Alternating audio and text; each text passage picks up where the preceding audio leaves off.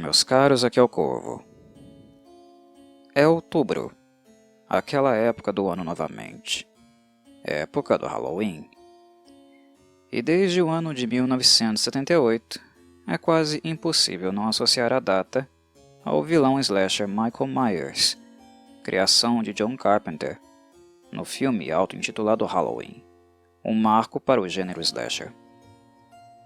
Previamente, eu comentei um pouco sobre os filmes mais notórios da franquia de Myers, o que acaba não me deixando outra opção a não ser, talvez, expandir um pouco o tipo de mídia, de obras artísticas que, de certo modo, retrataram ao longo da história este icônico vilão.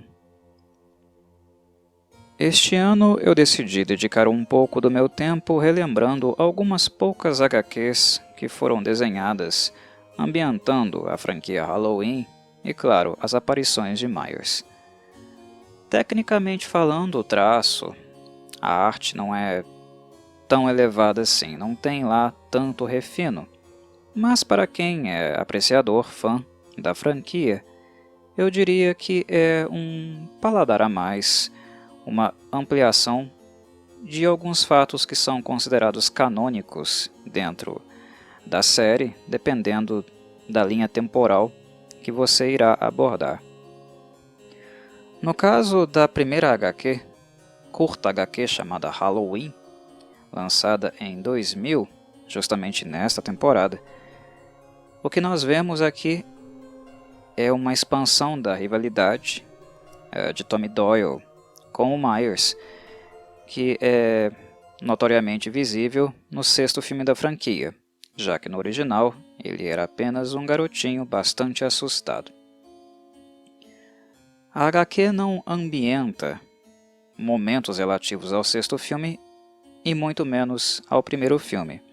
É algo completamente novo, mas que não deixa de usar o artifício do flashback para nos aproximar, inclusive emocionalmente, nostalgicamente, da obra original, do primeiro filme que, indubitavelmente até hoje, é o melhor trabalho. O filme do John Carpenter, na minha avaliação, não foi superado por nenhum outro diretor que trabalhou em filmes do Myers no decorrer das décadas. E bem, aqui há um artifício do flashback, onde nós vemos as cenas iniciais do filme inaugural. A noite fatídica onde Michael esfaqueia sua irmã mais velha, Judith Myers. E é interessante reviver essas cenas, porque o artista gráfico da HQ foi bastante atencioso em retratar os shots do filme exatamente como eles são, com o mesmo ângulo, usando realmente tomadas fotográficas, aquelas que o Carpenter usou na forma filme. E aqui nós vemos elas desenhadas, coloridas, o que não deixa de ser bastante gráfico, gore, e interessante, principalmente na perspectiva de um fã apaixonado por aquele filme, no meu caso. Então, embora seja um momento breve da HQ, não deixa de ser, digamos, de valor para aqueles que gostam muito daquele filme. Foi bem interessante ver isso aqui.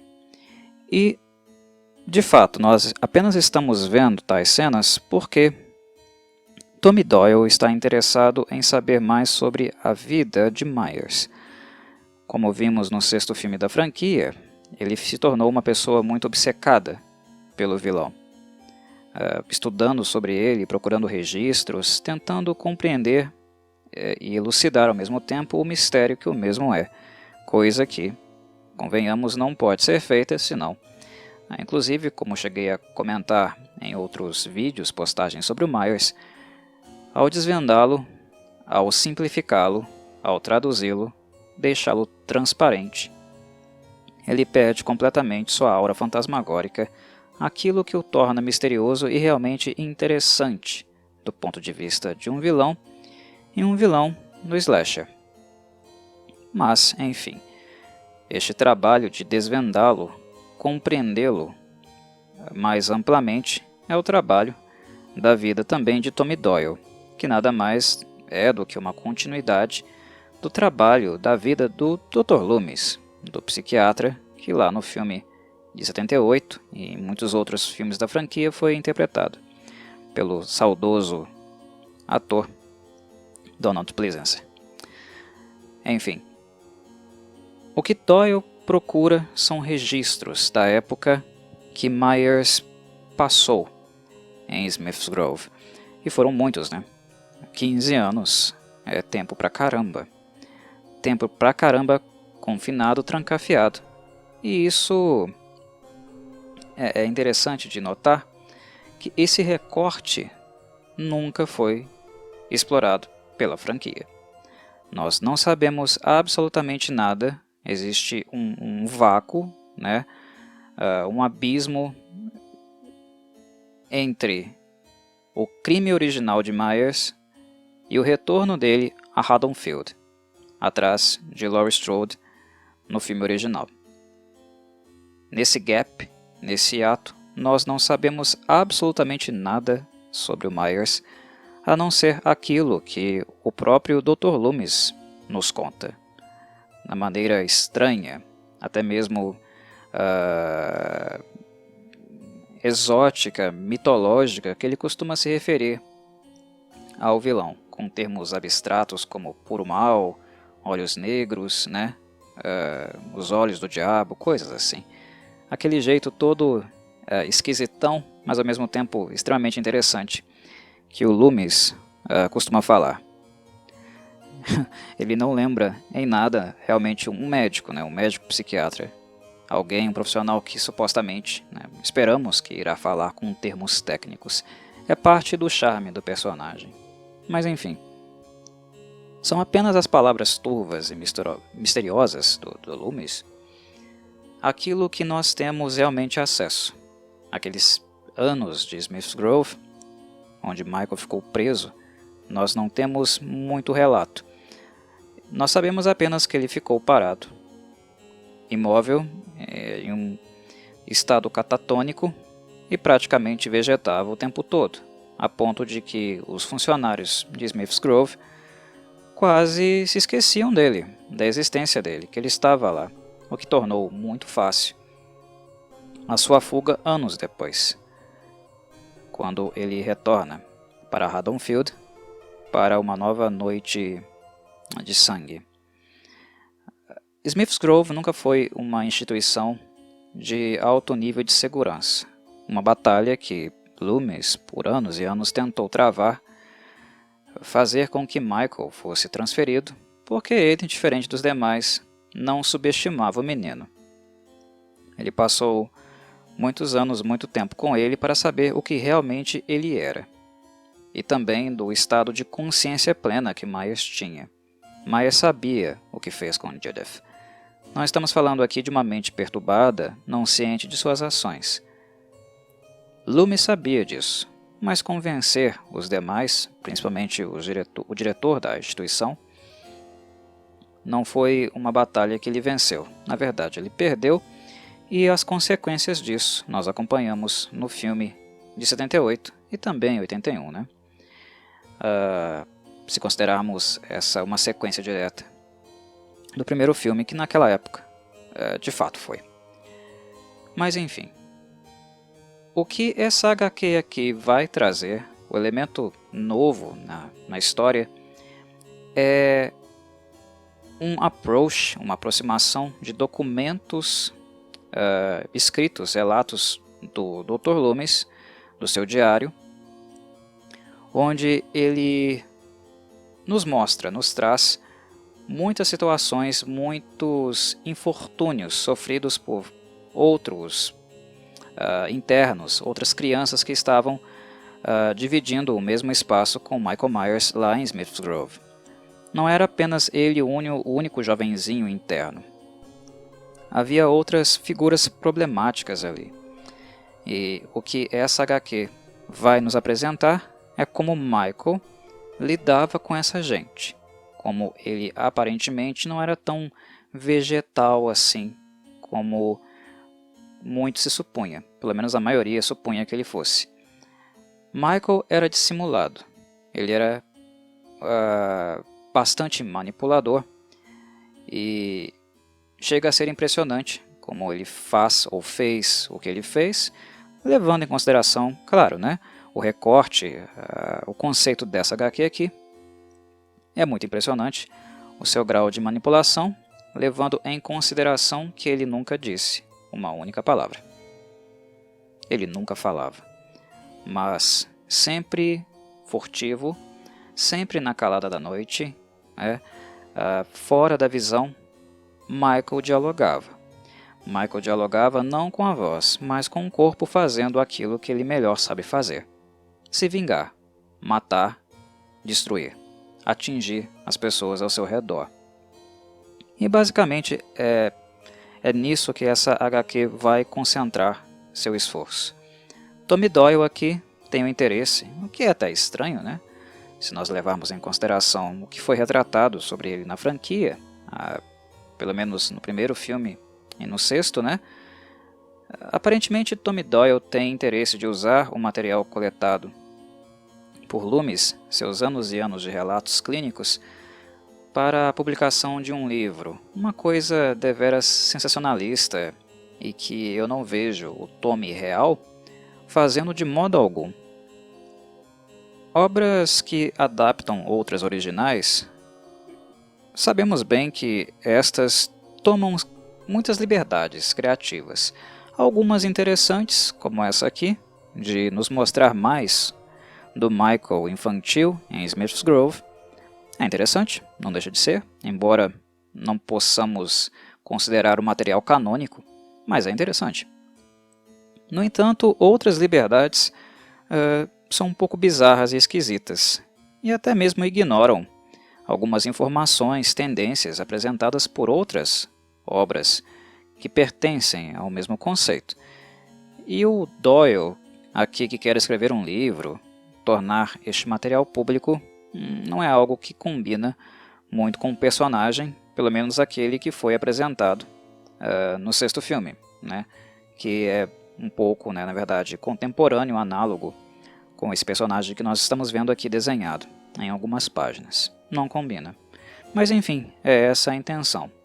E se a publicação não vai ser um sucesso, se ele vai atingir o objetivo ou não, não importa. A questão é que nós vemos o conteúdo desse material e vemos como Michael era bastante metódico, silencioso, como ele foi alvo de bullying, né, durante muitos anos, de moleques que faziam parte do internato, e sua forma de revidar era sempre uma única exclusiva, um martelo na cabeça, falando metaforicamente. Michael não agredia os internos. Quando era agredido, ele praticamente não revidava, até porque havia muitos olhos tomando conta da situação, vendo, observando seu comportamento. Aos olhos dos profissionais de Smith's Grove, Michael precisava, agia de forma dissimulada, até para convencê-los de que ele não era um perigo. Mas no fundo, a questão central é que aqueles guris, aqueles internos que também eram violentos e perigosos, não representavam um perigo a Myers, o mais novinho, baixinho e supostamente indefeso de todos eles ali. Na verdade, é o oposto. Michael estava no inferno onde ele era o diabo. A questão é que os outros não sabiam disso e subestimavam o guri, esse demônio encarnado, apenas por causa de sua aparência frágil, que pouco reagia a qualquer tipo de provocação ou agressão física. Mas ele o fazia para não atrair atenção demasiada, como eu falei, dos profissionais. Mas ele revidava, sempre que podia, em qualquer momento propício, onde esses moleques que praticavam bullying com ele estivessem em situações onde não estavam sendo vigiados ou dessem alguma brecha. E assim, ao longo dos anos, muitos deles morreram. Michael os matou de formas até mesmo surpreendentes e sádicas. Há um elemento sádico também em Myers. Algumas de suas vítimas morrem de forma muito cruel, né? Notório. No personagem isso também. Ele é muito frio. É um extremo psicopata. E a HQ vai nos apresentar isso. Tais cenas bizarras, tais acontecimentos e a averiguação desses fatos, onde os corpos estavam mortos, alguns deles de formas estranhas, mas Michael Myers mesmo, o guri, não estava por perto. Quando os enfermeiros profissionais iam checar onde ele estava onde normalmente ficava sempre, e no mesmo estado de vegetal, como um ser que não reage a quase nenhum estímulo. E assim ele foi enganando, ele foi tornando turva a percepção de toda Smith's Grove em relação ao que ele realmente era, com exceção, é claro, do Dr. Loomis.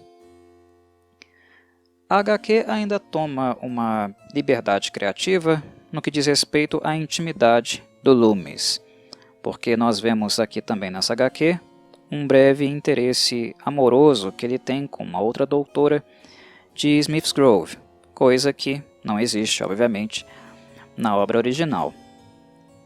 E penso que é até mesmo difícil de imaginar Loomis com uma vida amorosa ativa ou desenvolvendo um relacionamento com uma outra pessoa, muito em virtude da sua obsessão por Myers. Loomis era obcecado. Ele era completamente obsessivo em relação ao seu paciente. Inclusive via nele o mal, né? Ele não via em Myers alguém que fosse tratado, porque para Loomis o mal de Myers não era exatamente um mal psíquico, fonte de uma patologia. Ele era a encarnação de alguém maligno. Era um perverso. Não era psicótico, era perverso. Então, Loomis queria mantê-lo trancafiado. Deixando a postura papel de cuidador, ele queria ser o seu guardião dos portões das grades que Myers estava, seja em Smith's Grove, ou Ridgemont, ou qualquer outra prisão, trancafiá-lo para sempre e, durante toda a sua vida, impedir que essa cela fosse aberta de alguma forma. Esse era o trabalho de Loomis, uma coisa que ele ficou vociferando, tagarelando, de forma verborrágica para todo mundo, e ninguém o escutando de fato, exceto por essa psiquiatra, por esse caso amoroso que nós vemos ele ter aqui, que parece um pouco surreal, devido a essa obsessão por Myers realmente. Mas, falando honestamente, sendo bem franco, até que é interessante, é gostoso ver o Loomis tendo um pouquinho de romance, um pouquinho de coisas mais frutíferas, mais leves na sua vida, porque, coitado, o velhinho sofreu muito, né? Por muito tempo. São raros os momentos que nós podemos dizer que Loomis tem algum motivo para sorrir. Muito raros mesmo.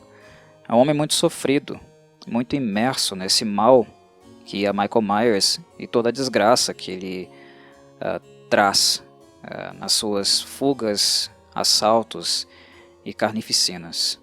Então, é meio que uma justiça poética, né, para o velhinho, para o Loomis. É bom que, pelo menos em algum momento, em algum pedacinho, retratação da obra, nós tenhamos visto o Loomis um pouquinho feliz. Infelizmente, é claro, isso não vai durar, até porque estamos falando de Halloween. Mas, mesmo que tenha sido breve, foi algo interessante de ver. Eu dou meu braço a torcer, embora conceitualmente pensando no Loomis original, seria muito difícil imaginar que ele teria a cabeça se dedicaria para um relacionamento amoroso, estando envolvido com um paciente tão perigoso como Michael Myers e completamente obcecado por ele. Mas enfim, são esses alguns elementos principais mais visíveis, notáveis aqui nessa HQ de 2000. Há algumas outras que foram lançadas no decorrer dos anos e que durante esse mês de outubro, em grau de comemoração, eu irei comentar, trazer um pouquinho mais aqui para vocês. Até um próximo encontro. Saudações, Corvides!